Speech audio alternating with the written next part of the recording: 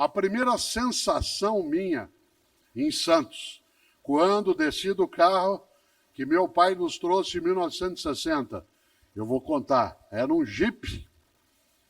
A gente veio de Londrina até Santos de Jeep, parando várias vezes na estrada para fazer piquenique. Não havia tantos postos de gasolina que tinham serviço, no máximo a gente conseguia ir ao banheiro e olhe lá. Né? E o banheiro, para quem se lembra que tem mais idade, era um lugar fechado, a porta, com uma chave imensa pendurada numa coisa de madeira, né? Que você, quando entrava, queria sair logo. Por isso, era veloz o uso. E é claro, eu quando entrei aqui, né, no mar, depois eu fiquei brincando na areia, o que mais me chamou a atenção, eu me lembro disso, que eu tinha 6 anos, já a memória já começa a guardar, era como a areia esvaía no meio dos dedos. Eu punha areia, eu tentava segurar um pouco da areia e da água, e ela passava. Essa, para mim, talvez a imagem mais nítida, né, em relação à necessidade de nós termos propósito no que fazemos, à medida em que a vida não pode se esvair desse modo. Ela passa. Nós somos, sim, pessoas que não temos a imortalidade, mas enquanto cá estivermos, é claro, a importância maior é que aquilo que a gente faça tenha propósito.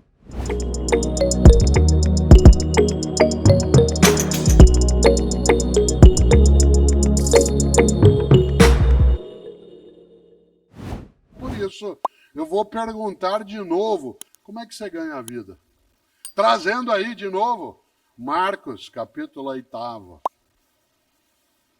De nada adianta uma pessoa ganhar o mundo se ela perder sua alma. E o que é alma no sentido que está sendo usado? Ali tem uma marca religiosa, mas eu quero dar um componente mais filosófico, é a tua identidade.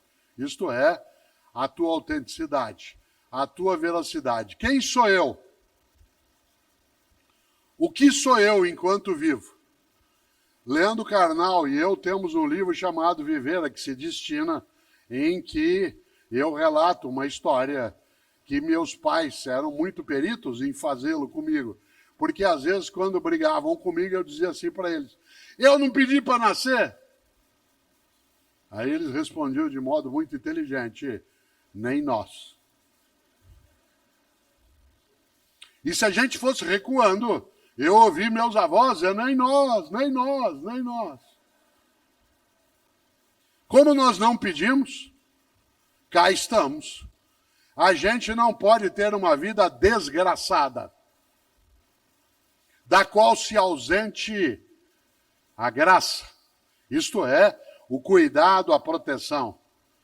No nosso emprego, você e eu precisamos ter algo que seja engraçado. Você diz assim, mas meu trabalho é sério. Atenção, seriedade não é sinônimo de tristeza. O contrário de seriedade não é alegria. O contrário de seriedade é descompromisso. Um trabalho sério não é um trabalho triste. Um emprego sério não é um trabalho triste. Um emprego, uma ação, uma atividade séria é aquela que tem um compromisso e um propósito que seja claro. Claro e, claro, dentro dele benéfico. Afinal, voltando aqui, né, ao grande Mário Quintana, um dia pronto me acabo, seja que tem de ser, morrer que me importa.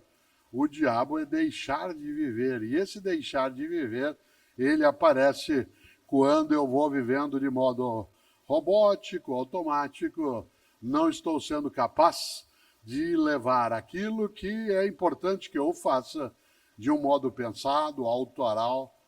Quando Theo de Barros e Geraldo Vandré fazem Disparada, você se lembra quanto a música traz a ideia de se recusar a ser, né, apenas um boi na boiada. E isso não é apenas para se destacar. Não é assim, na boiada já fui boi e eu não quero mais ser porque eu quero ser mais do que boi. Não, eu não quero ser apenas boi. Eu não quero ser apenas alguém que faça algo que tem sentido. E eu vou usar aqui agora, enquanto eu vou amarrando alguns dos pontos, esta reflexão em torno de algo decisivo. O que é propósito? É o que dá sentido à tua vida. E uso aqui a expressão sentido em duas acepções. Sentido como significado e sentido como direção. Sentido como significado e sentido como direção. Afinal, como é que você ganha a vida? Ou seja, qual é a direção que a tua vida toma? E segundo, qual é o significado daquilo que faz? Seja numa família, numa empresa, dentro da atividade pública, dentro daquilo que é o universo da educação escolar. Como é que você ganha a vida? É gostoso nós imaginarmos que o que nos faz, de fato, trazer a vida como algo que tenha sentido é que ela não seja, evidentemente, desperdiçada, colocada fora, ser inútil. Eu admiro e cito com frequência, queria fazê-lo aqui agora, um homem que ganhou o Prêmio Nobel da Paz antes de eu nascer, em 1952. Eu nasci em 1954. Quem diria? Em 1952, quem ganhou o Nobel da Paz foi um especial pensador europeu chamado Albert Schweitzer. E sempre que eu posso, eu o cito. Schweitzer, aliás, dá nome a alguns hospitais no Brasil, centros de estudo. Schweitzer, só para vocês terem uma ideia, até 30 anos de idade ele era professor como eu.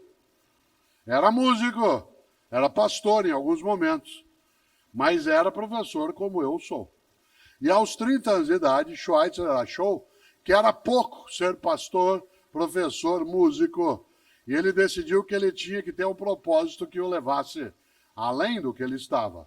E ele decidiu fazer medicina, com 30 anos de idade. E ele foi, formou-se aos 37 e foi embora para o Gabão, na África. Atenção, Schweitzer ficou 50 anos no Gabão. Meio século, indo e voltando, porque houve momentos que ele ficou exilado e teve de sair. Meio século no Gabão, sabe fazendo o quê? Tentando afastar a desgraça e ajudando a deixar com mais graça. Pois bem, quando Schweitzer morreu, olha que coisa gostosa, o corpo dele está sepultado na Europa, onde ele nasceu. Mas o coração dele, o órgão, está no Gabão. O coração mesmo. Porque quando ele morreu, o povo do Gabão pediu o coração dele para sepultar lá.